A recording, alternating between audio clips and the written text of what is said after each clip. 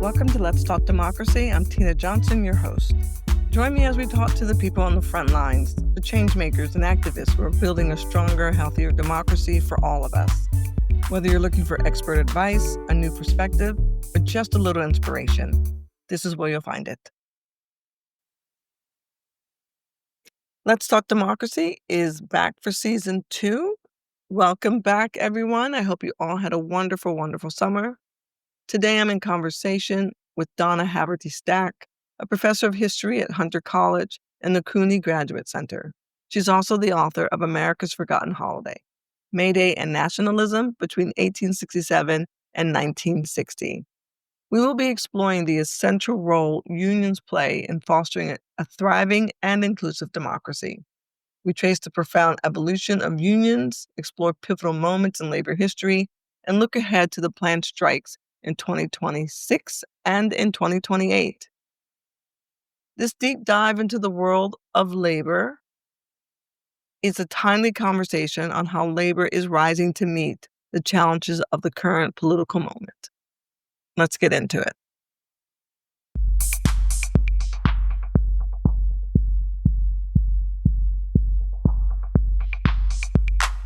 Hi, Donna. Thank you for joining me on today's podcast. I'm looking forward to this conversation today.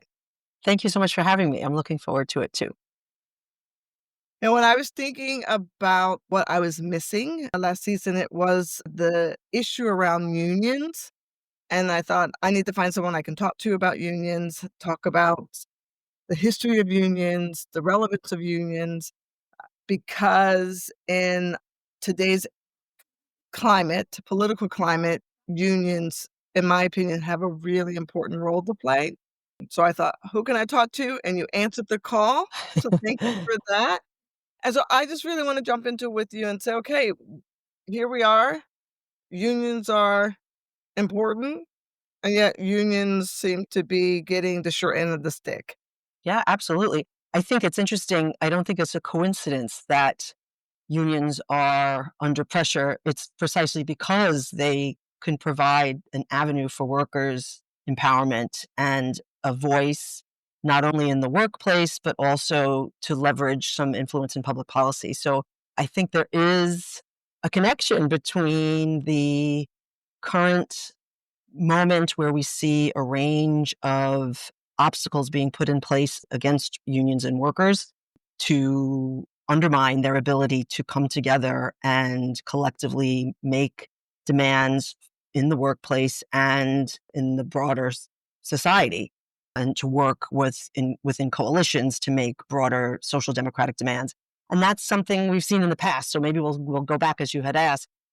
You know, the first unions really we think of as journeyman societies. If we go way back to even the late 1700s, early 1800s, and they really began to evolve in the early mid 1800s as under the first industrial revolution, as there emerged a permanent wage earning class, as master craftsmen became small entrepreneurs and journeymen were increasingly stymied to becoming masters and became permanent wage earners. They formed journeyman societies that formed the kernel of the original trade unions. They evolved into trade unions organized along the line of a particular skill or trade or craft. And they were struggling for often making demands about their pay and increasingly about hours. In the 1830s, there was demand for the 10-hour day. By the time we get to the mid-late 19th century, and we're moving into the impacts of the Second Industrial Revolution with mechanization and speed-ups and increased de-skilling in the workplace and the introduction of semi-skilled and unskilled positions, unions really began to focus on the fight for the 8-hour day because the workday was becoming so difficult and onerous with new machinery and a faster pace.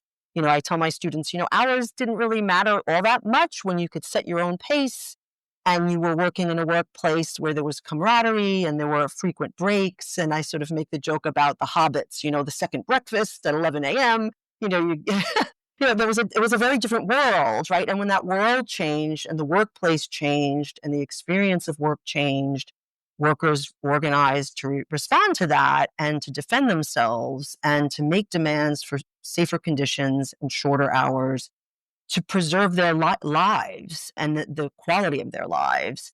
And so the big movement became in the late 19th century, the push for the 8-hour day.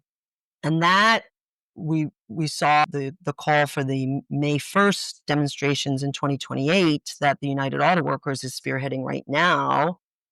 The original May Day, the May Labor Day, was organized in the United States, which a lot of folks aren't aware of. We tend to think of it as an international Labor Day, a socialist tinged event linked to demonstrations in Moscow or China.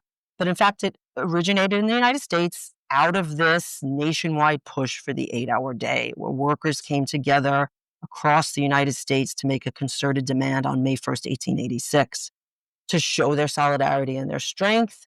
Really was a watershed moment. And they formed coalitions with workers who were not just in craft unions, but workers who were members of the Knights of Labor, which was another way of organizing. All producers were welcomed. They had mixed assemblies that had semi-skilled and unskilled workers as well. Different ways of approaching the same concerns. They formed coalitions with knights and anarchist and socialist parties. There were small anarchist and socialist parties that all came together on May 1st, 1886 in coalition to make this demand for the 8-hour day. So there's a precedent for that. And it's in reaction to changes in the workplace and in the broader society, because some of these workers had broader visions. The socialists and anarchists, most obviously saw the 8-hour day as a stepping stone to awakening workers to a greater call to overthrowing capitalism. Most workers did not sign up for that. They were more focused on the bread and butter issues of shorter hours and safer conditions. But there's a rich history of American workers organizing in these ways to make these kinds of demands. I know that, just to mention this, that there is marking the 100th anniversary. There will be another strike. It's a strike to organize, it's called, in 2026. So it's kind of in alignment with 100 years commemorating this larger general strike that took place, and also reminding people of the importance of the unions, right, in solidarity to gather to push forward, as you eloquently stated, their agenda for their rights as workers and around pay and healthcare. So there's actually two. I was really, when I was preparing for this conversation, I was like, oh, wait, there's one in 2026 and there's one in 2028. Yeah. And both of these are, I mean, the one in 2028, I think, is really interesting because it's calling for an alignment of all of these different unions, all of the Yes. labor unions, to come together and bring their collective leveraging power Right. to push for it together to make change around their contracts that are coming up Yes. due to be renegotiated during that time. Right. And what I think that's interesting about this is, one, I heard with Daniel, he's like, oh, people are asking why are they waiting so long to organize this and get it out there. But unions they're machines, right? In the sense, they have to organize and get engaged around this. And I want to know from your research and what you've focused on in your literature that you've written, what is that process and why is this organizing in this way? Why does it take so long? Right. I think Yeah. I think a lot of it is, because unions are themselves ideally, and there have been times when the structure is broken down, inherently democratic, right? Workers vote for their representatives, and they are democratic bodies in which workers have delegates who represent them to fight for their contracts and to uphold the contracts for them, first to fight for recognition and then to fight for the contract.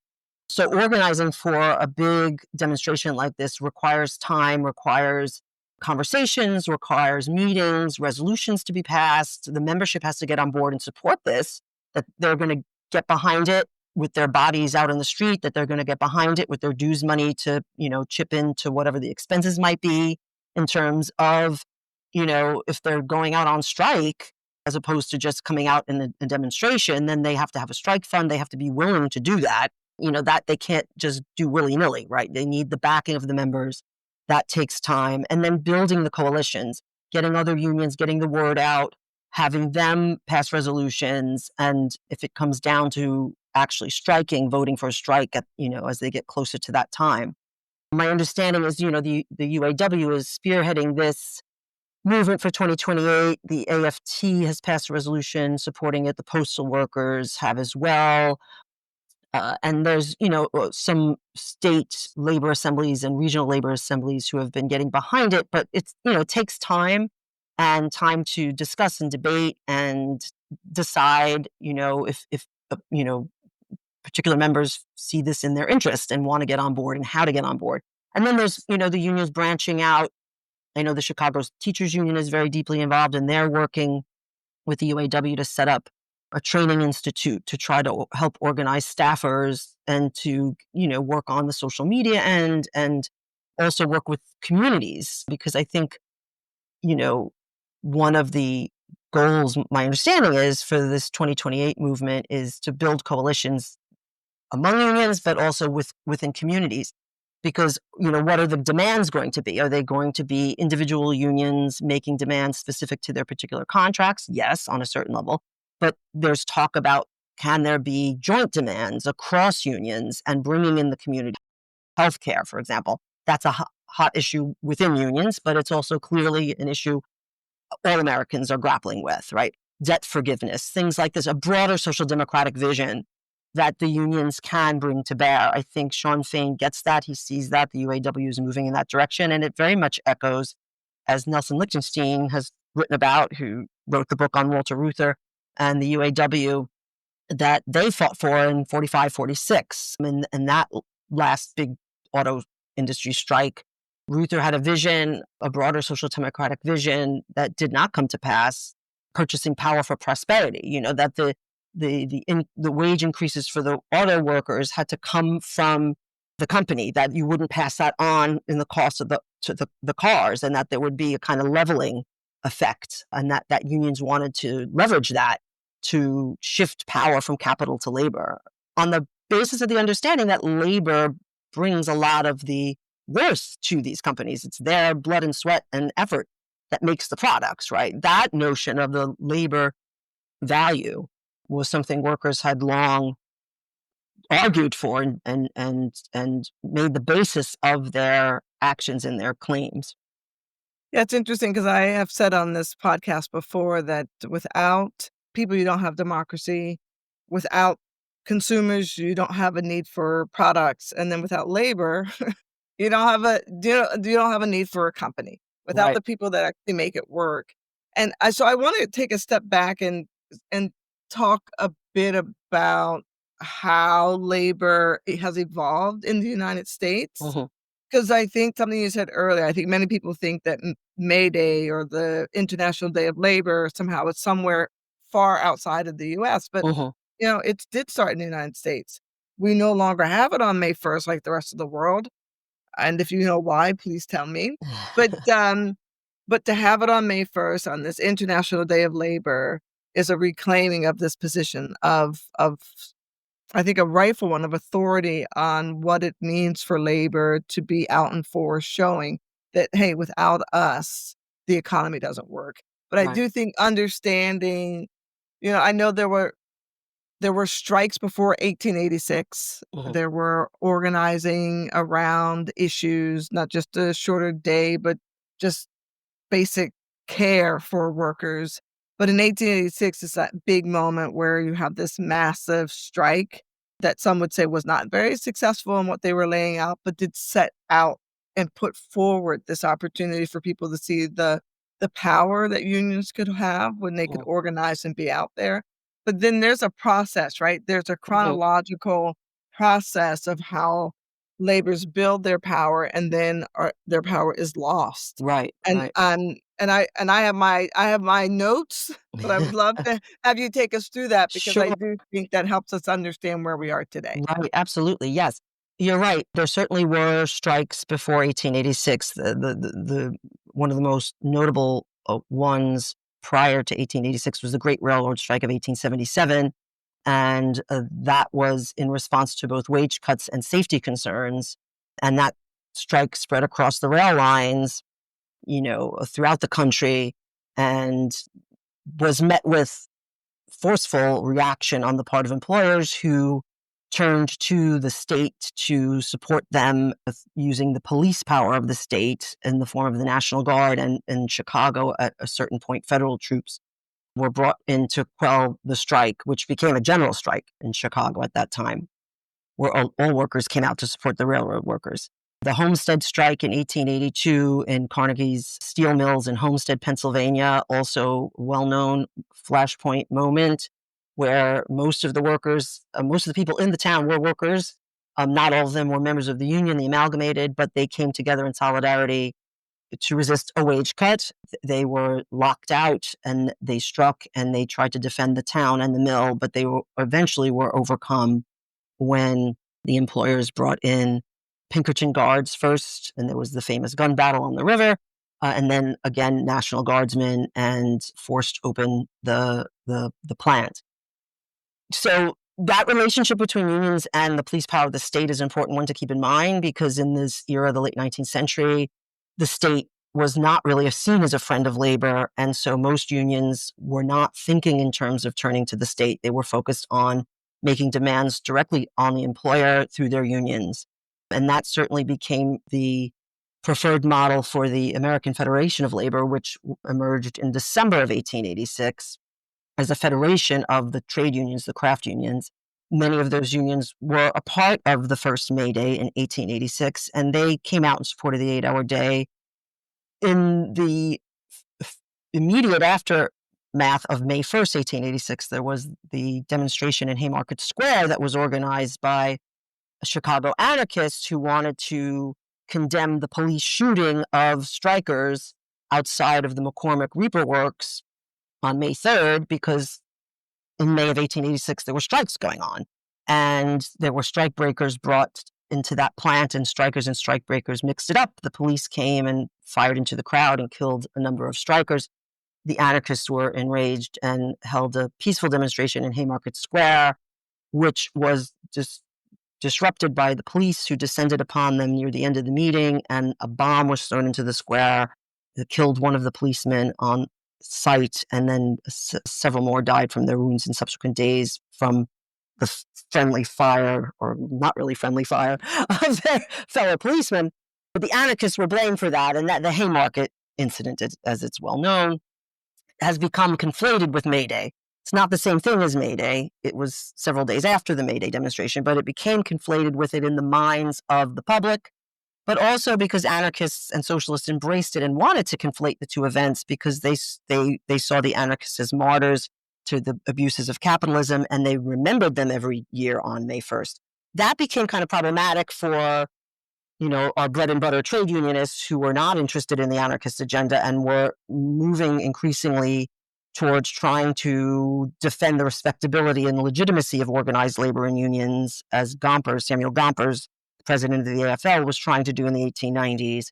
And so they continued to support May 1st and came out to support demonstrations on May 1st for the 8-hour day through the 1890s, but it became increasingly less of a comfortable fit as socialists and anarchists embraced it, and as it became the International Labor Day in Europe in 1890. It was embraced in Europe in 1890.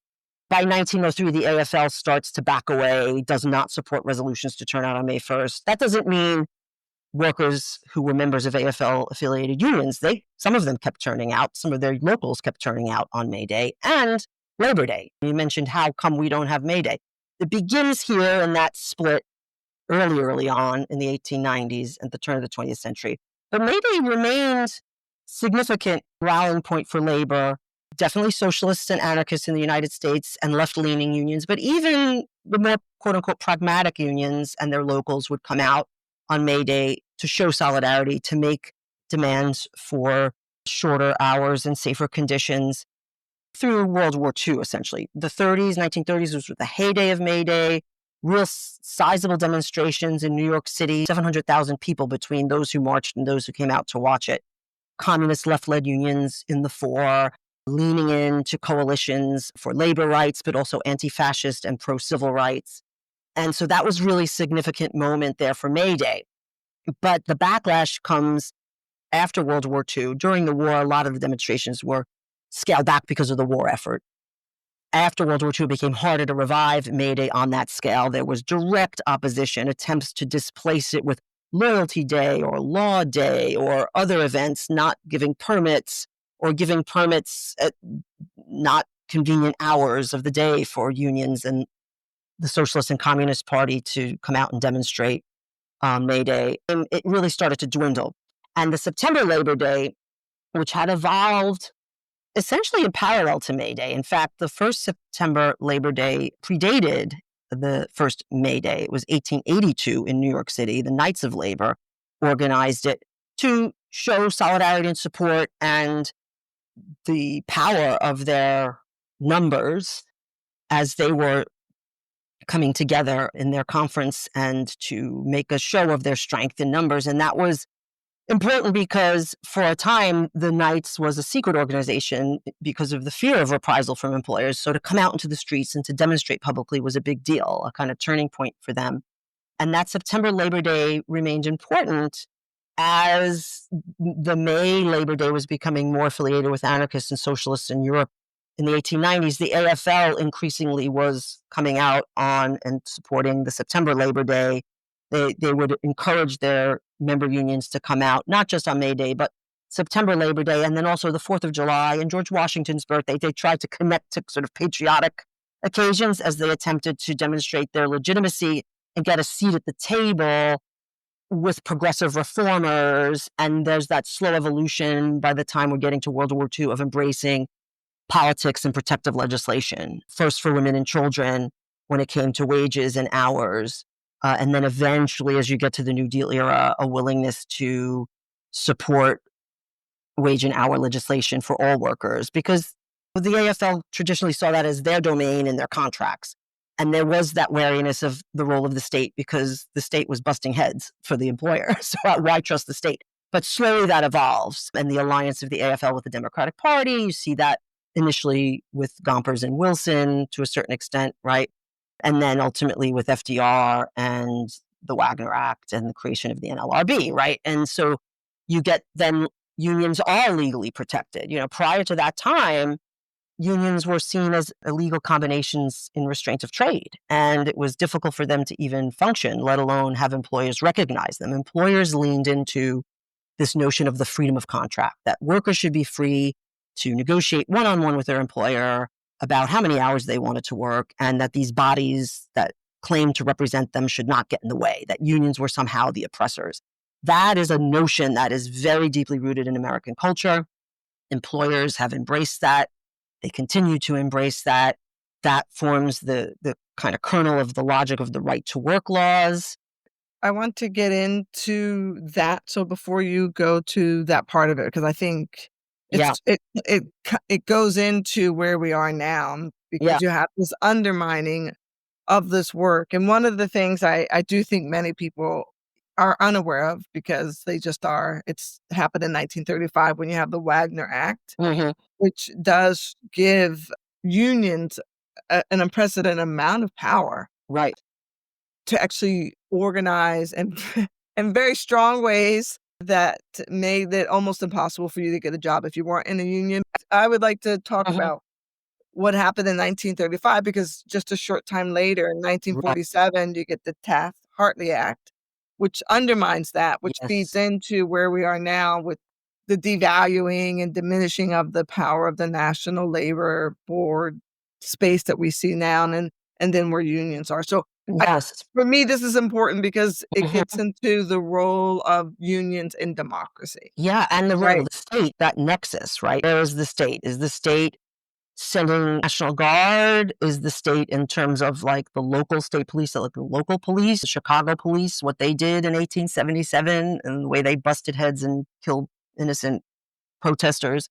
Or is it the state of, progressive reform that is passing our minimum wage legislation for women and children? Is it the state of the New Deal that is passing, as you mentioned, the Wagner Act that allows workers to organize in a union of their own choosing, which was important language because there were these employee representation plans in the 1920s that employers supported in an attempt to roll back some of the gains workers made during World War I, where they were able to organize during the war to keep production going for the war effort. There's a rolling back of any gains they made in World War I, and employers tried to maintain this facade of representation in these ERPs, employee representation plans, or company unions. They weren't real independent unions.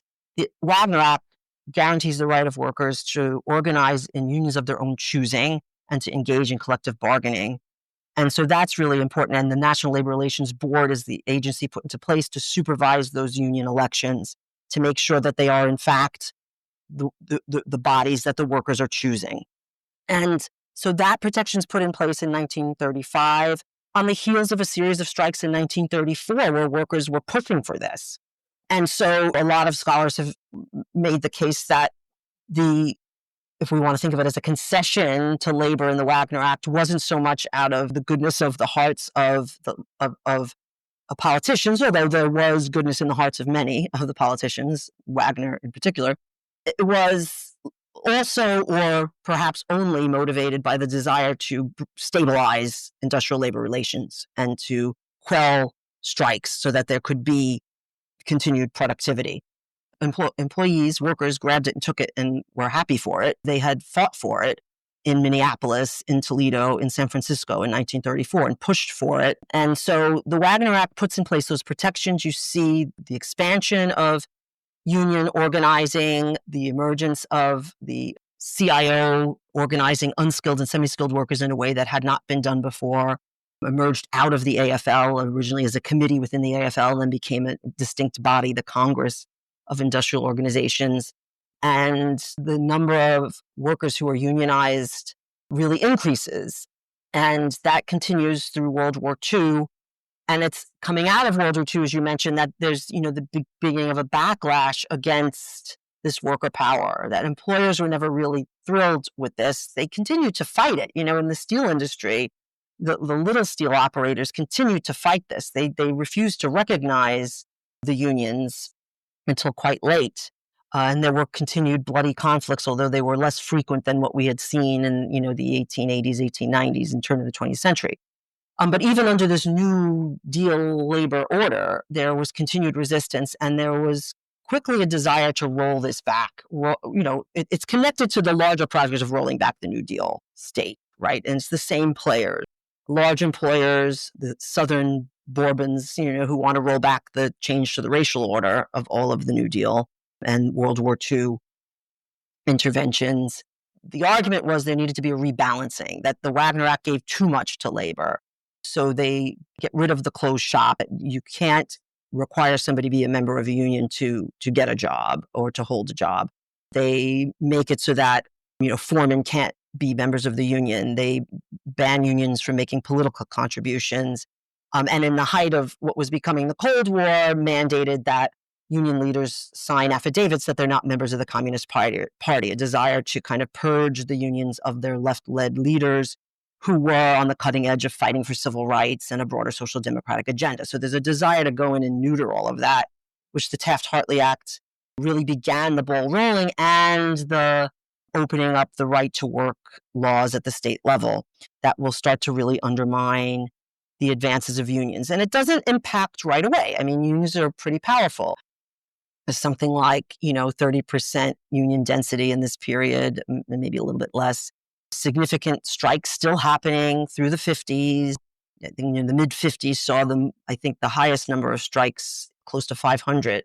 But that all begins to weaken with the gradual expansion of right-to-work laws state by state in these decades after 1947, with the association of unions and corruption and the notion of big labor, that it's just another interest group, that it doesn't really care about its members, that it's more interested in collecting dues and leaders enriching themselves on those dues. That became sort of well-known mantra. Yeah, before there were memes with the McClellan hearings in the late 50s, the young Robert Kennedy spearheading that.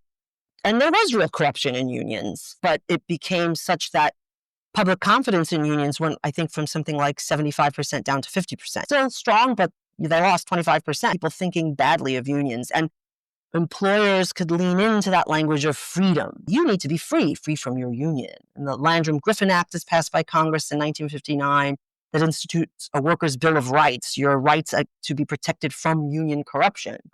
So that becomes part of the language. This anti-union sentiment was always a part of the landscape in the United States with that strong, so central to American culture is individualism and the notion of pulling yourself up by your bootstraps and the Horatio Alger myth. That's always been a big strain in American culture.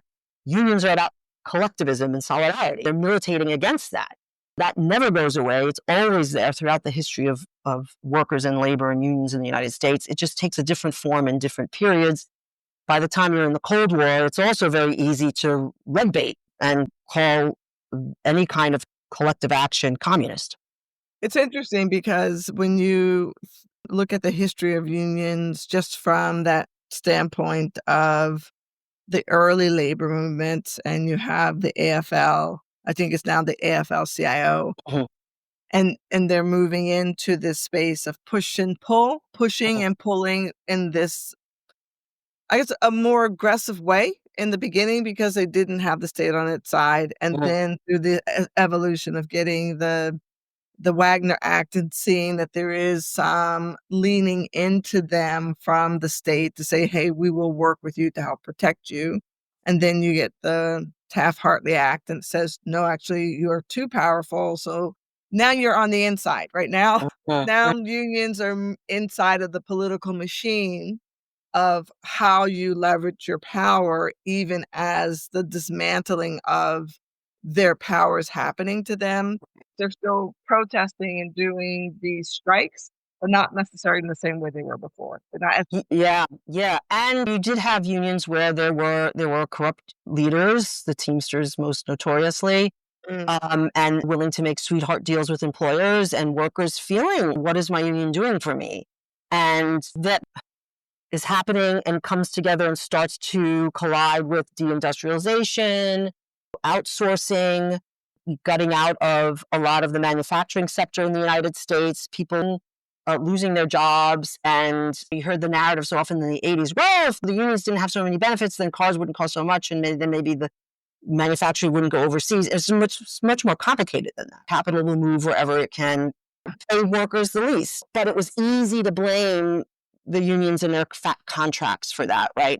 And so then there becomes that complication. And I think workers themselves begin to recognize this. And there's a movement towards trying to democratize the unions in the 70s and 80s, and workers rising up against the corrupt leaders and pushing in to elect work or representatives that they feel are really going to push back against some of those cozy relationships with the employers and the Democratic Party, right? And I think you saw that with the UAW. It was a fairly recent Democratic movement that brought Sean Fain into office, and his willingness to kind of step up and speak out and organize in ways that that union hadn't been doing in a while, to go into the South and to flex its muscles, as they would say, and just doing that emboldens other workers. I think that's really important in the current moment because there's so much fear, not just the effective neutering of the NLRB, but pulling back OSHA protections in the workplace, taking away collective bargaining rights from federal employees, mass firings of federal employees, but the ICE raids and trying to divide workers and scare them and pit them against each other. And that's not working so much because a lot of these unions have for many years been working to bring women and people of color into not only into their ranks, but into their leadership. And they have a strong sense of solidarity and want to defend their brothers and sisters, and they're not taking it. And I think that's what's fueling this all out May 1st, 2028, that there's building coalitions with unions, the Rainbow Push Coalition, other community organizations, the Poor People's Movement, that where they can see grounds for joint demands beyond the bread and butter of the contract of the people who are in unions. It's also for everyone in their community. So that's the real kind of transformative potential of what we see on the horizon. It's just in a very scary moment where the reaction could be a literal physical reaction with the police power of the state against these demonstrations, or more of a cultural, political, turning what are peaceful demonstrations, making legitimate demands into, oh, look at the chaos and the mobs, and that gets that law and order reaction going. This is May 2028, election in November. One wonders how it's going to pan out. I don't think they should shy from it, but they're going to have to manage the optics and the messaging.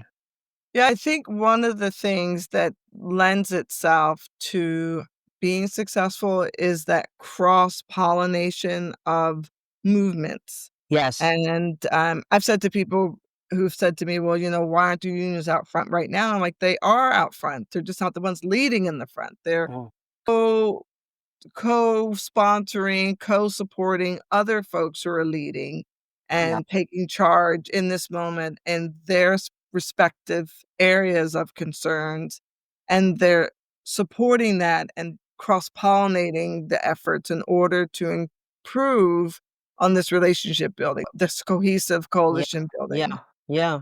But I do hear your concern, and I know other people have the same concern that it's an opportunity that could be missed if it's somehow allowed to become a violent protest, and yet at the same time, no one should shy Yeah. away from exercising their constitutional right to assemble, Yes. and to let Yes. their voices be heard.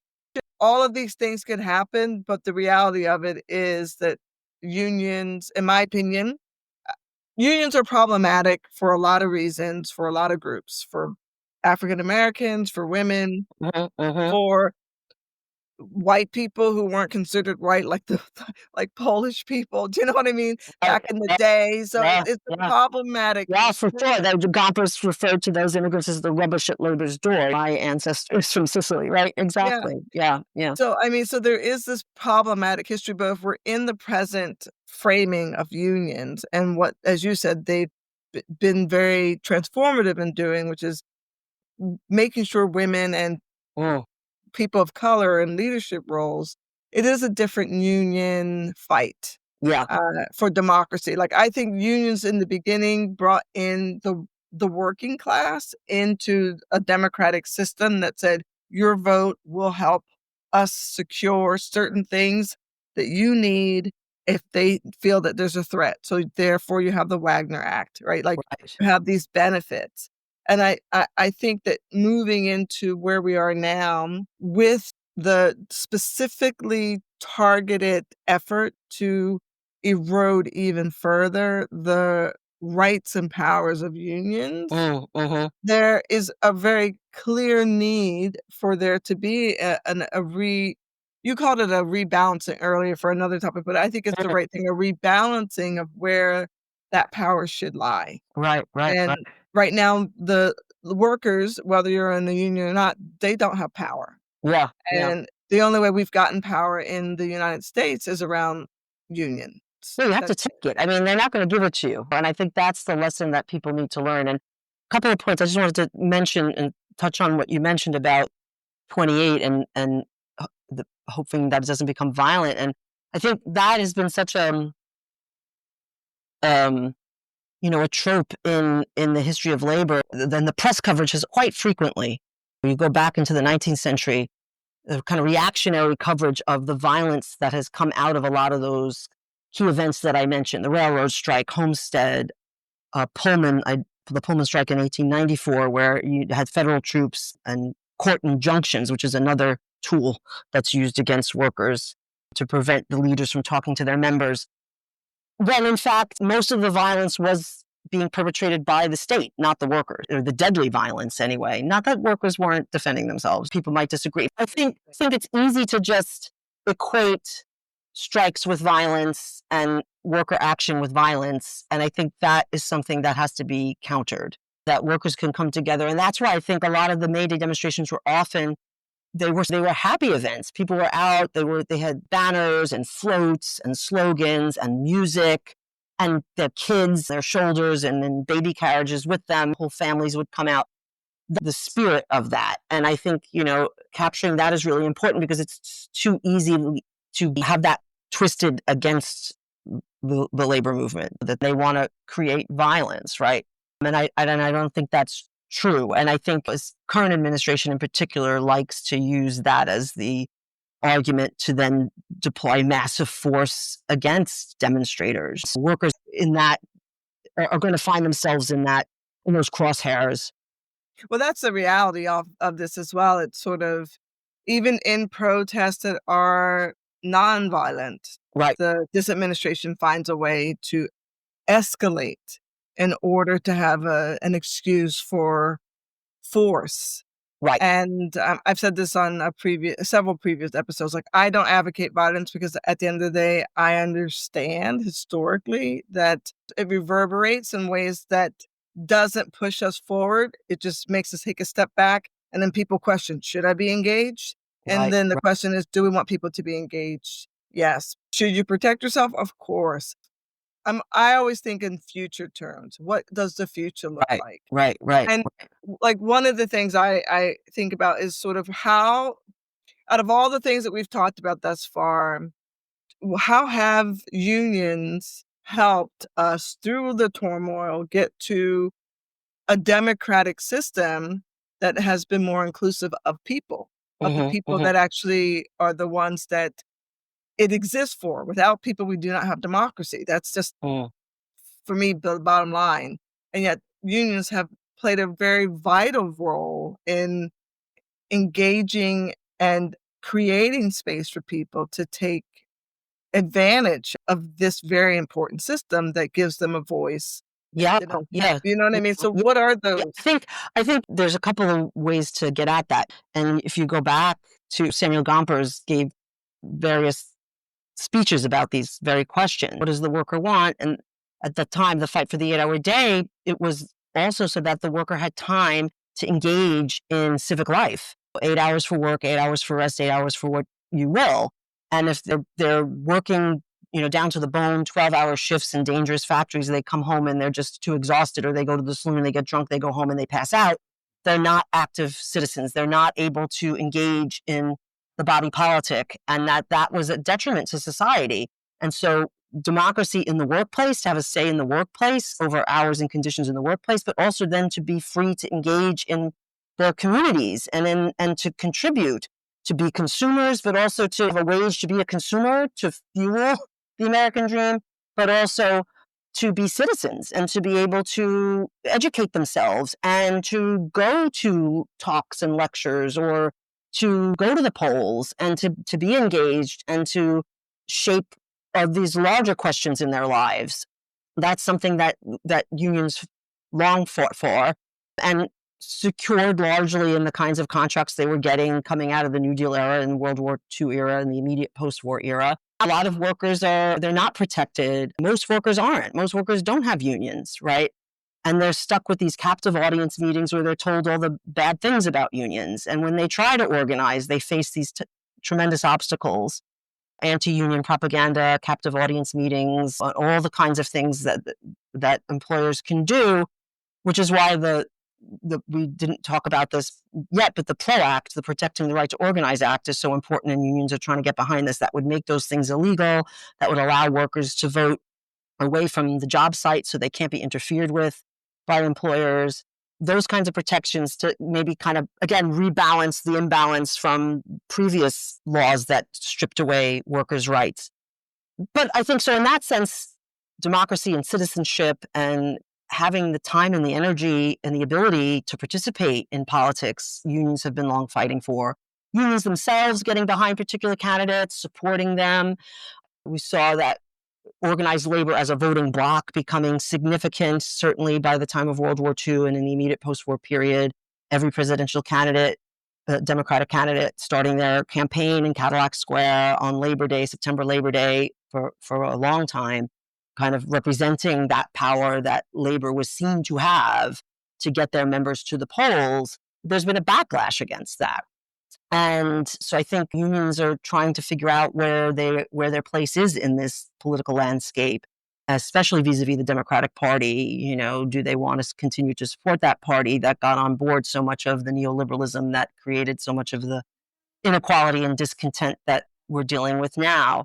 But you do see unions. You mentioned, the coalition building and reaching out to workers who are not well represented or who may not yet be in unions. You often see established unions getting behind and supporting organizing drives and movements. So, for example, in the 2010s, the Fight for 15, the fast food workers strike and other strikes, the SEIU bankrolled a lot of that behind the scenes. You have a lot of that kind of coalition building that I think is really important because it's reaching out to workers who are not yet do not yet have a union home, to give them to support as they find their way or as they make demands that are important to them. In that case, the minimum wage demands.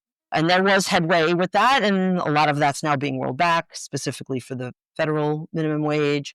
So the fight never ends. And as you said, nothing's going to be handed to workers on a platter, right? Could be the paternalistic argument that the employers will take care of you. You see the commercials for Amazon, work for us and we'll give you this and we'll give you that. But that's all well and good. Again, and workers experienced this in the 1920s. That's all well and good while the times are good and the employers are willing. But they can take that away in the blink of an eye. And it's only through a union that is organized to collectively bargain and defend its members and get those terms in a contract and then hold the employer to the contract that you can be sure. And I think getting people to understand that is really important.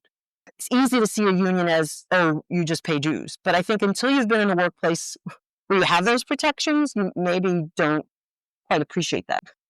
I certainly see that working in a place in higher education where I have a union, and I talk to lots of colleagues in other places where they don't have a union, and it's quite revealing what's protected and what's not.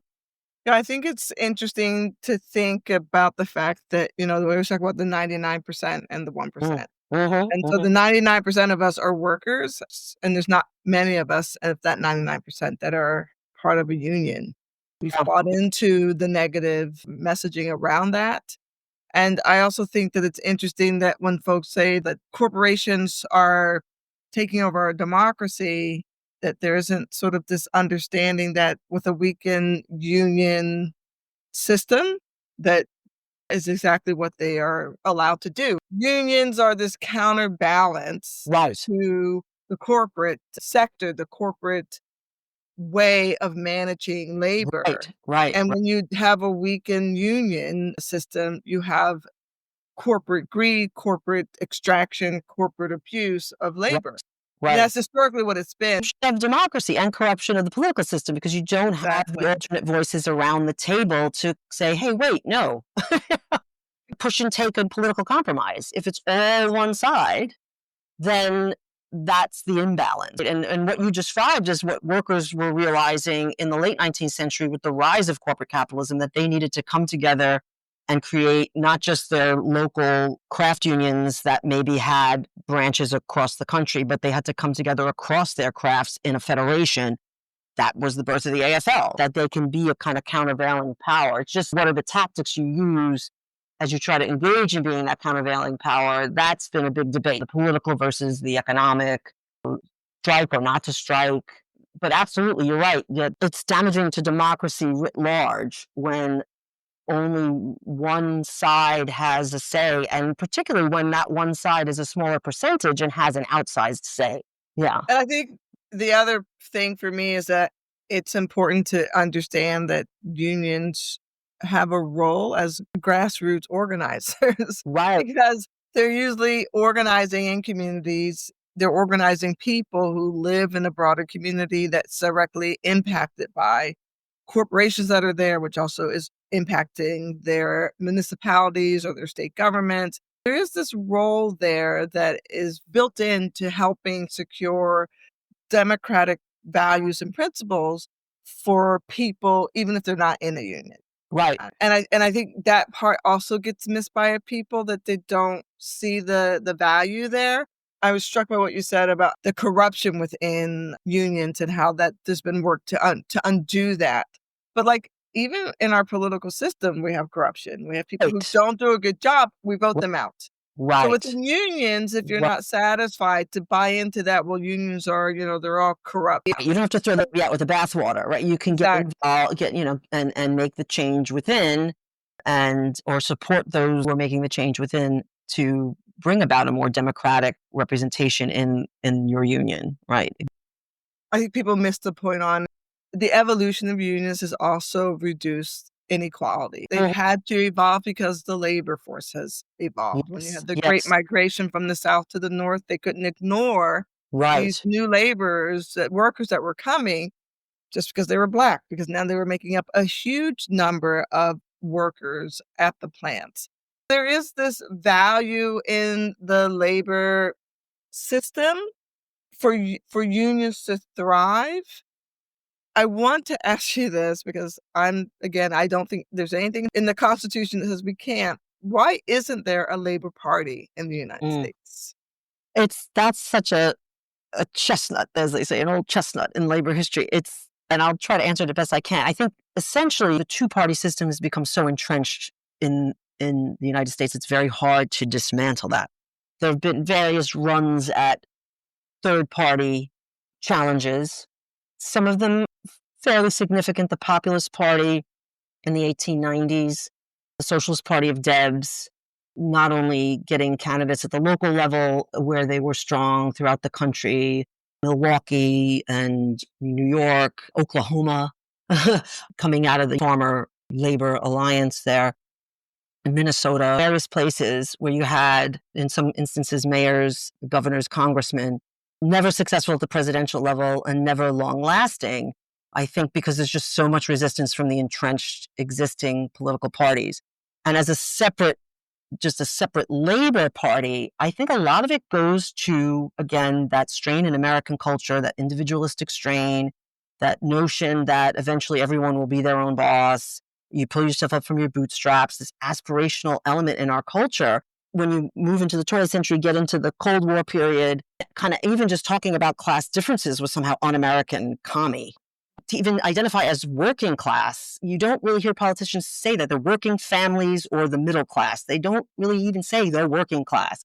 Somehow there's like a level of shame or an association with poverty. There's just like a misunderstanding of class itself in America that's so embedded in our culture. That's, I think, so tied to this culture of individualism and striving, the notion of the self made man, that there's a sense that you'll be in those positions temporarily and then eventually you'll somehow break out, if not make your millions, then be sufficiently secure to not need a union or to not. And it just creates this crazy kind of, race to the bottom instead of celebrating and supporting when certain sectors, workers and unions get good contracts and wanting to spread that out, a sense of, well, I don't have that, so why should they have that? I think that's a part of it. But I do think those are kind of all the reasons where it's difficult for that to come about. And I think also because workers are not monolithic. They wear lots of different hats. Individuals, we all wear lots of different hats. We all have lots of different affiliations. And so to be able to, in a very big country like the United States, to have a single labor party, what would be the politics of that labor party? Because workers have a spectrum of political beliefs. And they always have. I mentioned the May Day Coalition 1886. Some of those workers, they were in a craft union and they were socialists and they were in the Knights of Labor. Others were anarchists and that was their main focus. Some, not all, at all, the left radical political leanings. And that's always been the case. And so I think that's where it becomes a challenge. You'd have to be a really big tent labor party. And I don't know that just there hasn't been any way to successfully sustain that long term on the national scale to challenge significantly the really entrenched existing parties. Now, who knows what might happen in the future? There could be a shakeup. I had a conversation with Kathy Bookbar. She was in the last episode of the last season. I had made the point around this is the problem with the Democratic Party. It's big tent. It's supposed Mm, to take in all of these different ideas and perspectives from labor to gender equality to racial equality to immigration, all of these things that matter, climate and environment, all of these things in the big tent and align this with a national agenda. And Right. so I'm thinking that, this is the problem the Democrats have. Right. Maybe, maybe there's room for a Labor Party and, Focused on, I mean, possibly if they'd have to really, but that would be problematic because you'd have members who would feel left out. They would feel that yeah. their issues were invisible. And that's the challenge, right? That's the challenge of any organization. For a long time in the 20th century, the Democratic Party was de facto the House for labor. And I think took it for granted until recently. Yeah, Right. but I think that that's also the thing, right? I say a third party. I know if you have a third party, it splits the vote. Just think Ross Perot. My point was just in jest, but it's more around the fact that we do have a two-party system that works sometimes, and when it doesn't work, it's usually not working because there's something undermining the way in which people feel in their democracy. Mm, To me, there's everybody should be a member of a union because unless you are making $25 million a year, you got a job. We're all workers. If you get up right.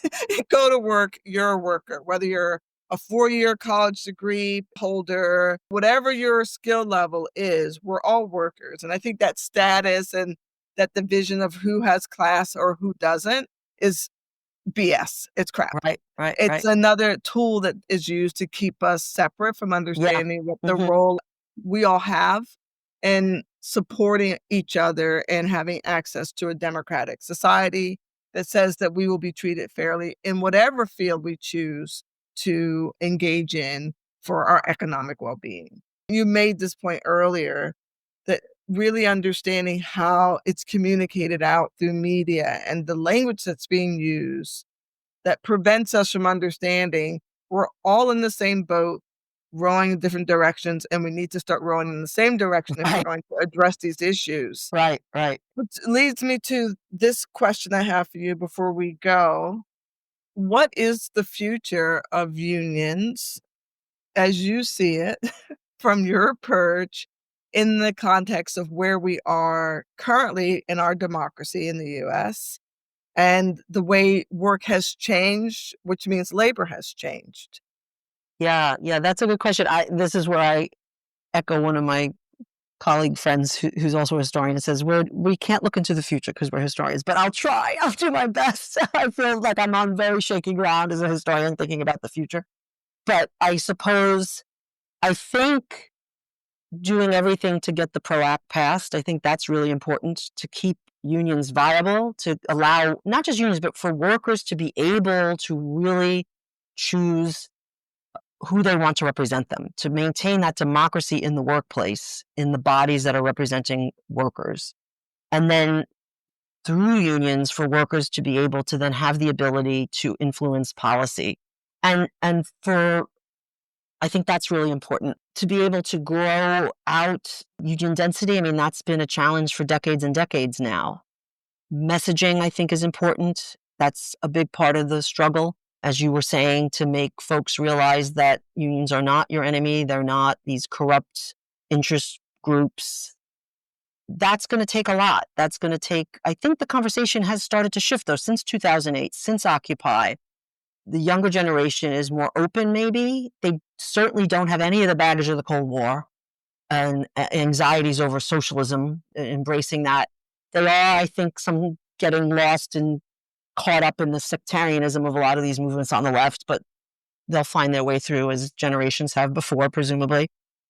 So, one just hopes that the unions can remain viable, that they can remain independent, that they can remain those bodies that can bring the countervailing representation to the table in our democracy so that corporations aren't the only remaining voice.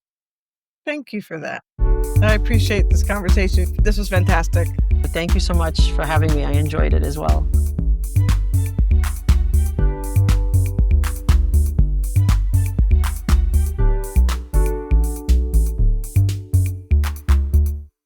Thank you for joining us on this episode of Let's Talk Democracy. We're grateful to our guest, Donna Haverty-Stacke, for her incredible insights into the history of labor unions and their essential role in shaping our democratic landscape. For our listeners interested in her work, a special discount code for her book, America's Forgotten Holiday, May Day, and Nationalism, can be found on our Instagram page at Pattern Change Lab and in the description box of this episode. Our conversation today revealed that unions are more than just a mechanism for workers' rights. They are a fundamental part of civil society and a vital check on power. From the fight for the 8-hour workday to the landmark Wagner Act and the subsequent setbacks of Taft-Hartley, we've seen how the struggle for labor is intrinsically linked to the health of democracy. Looking ahead, Donna shed light on the exciting new strategies of the labor movement, from the democratic processes within unions to their efforts to build broad coalitions for planned strikes in 2026 and 2028. These initiatives prove that unions are not just focused on contracts, but are key players in a larger democratic project, advocating for issues like healthcare and debt forgiveness that impact us all. Join us next time as we continue to explore the people and ideas building a stronger democracy.